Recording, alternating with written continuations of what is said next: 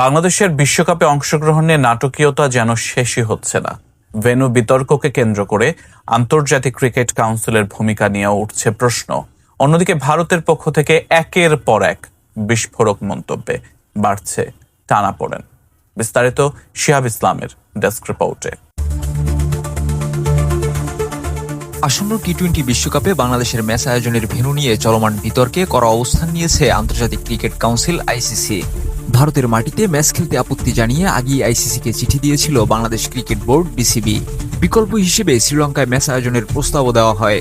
তবে একাধিকবার বৈঠকের পর সেই প্রস্তাবে সাড়া না দিয়ে উল্টো কঠোর সিদ্ধান্তের কথা জানিয়ে দিয়েছে আইসিসি। বুধবার আইসিসি বোর্ডের ভার্চুয়াল বৈঠকে স্পষ্ট জানিয়ে দেওয়া হয়, পুনর্নির্ধারিত সূচি অনুযায়ী অনুষ্ঠিত হবে টি-20 বিশ্বকাপ। ফলে বাংলাদেশের ম্যাচগুলোও খেলতে হবে ভারতের মাটিতেই। এমনকি সিদ্ধান্ত না মানলে বাংলাদেশকে বাদ দিয়ে বিকল্প দলকে সুযোগ দেওয়ার কথাও উঠে আসে আলোচনায়। আর এই সিদ্ধান্তকে স্বাগত জানিয়েছেন সাবেক ভারতীয় ক্রিকেটার আতুল ওয়াসান।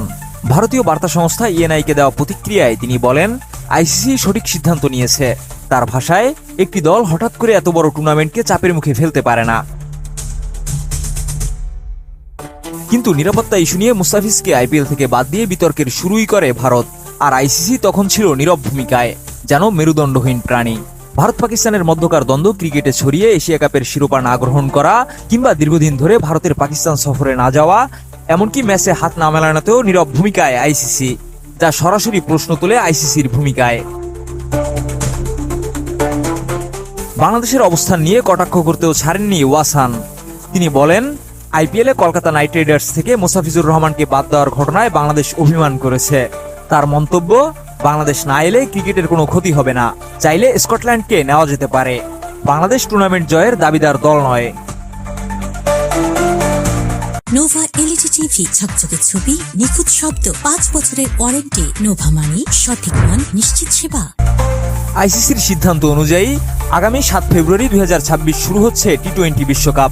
কলকাতার ইডেন গার্ডেন্সে দুইবারের চ্যাম্পিয়ন ওয়েস্ট ইন্ডিজের বিপক্ষে ম্যাচ দিয়ে আসর শুরুর কথা লিটন দাসের নেতৃত্বাধীন বাংলাদেশ দলের। এরপর 9 ফেব্রুয়ারি একই ভেন্যুতে ইতালির মুখোমুখি। এছাড়া ইংল্যান্ডের বিপক্ষেও ম্যাচ রয়েছে কলকাতায়।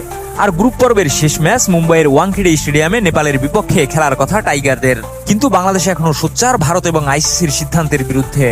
আর ক্রিকেট ভক্তরা এখনো অনিশ্চয়তায় বাংলাদেশের অংশগ্রহণ নিয়ে।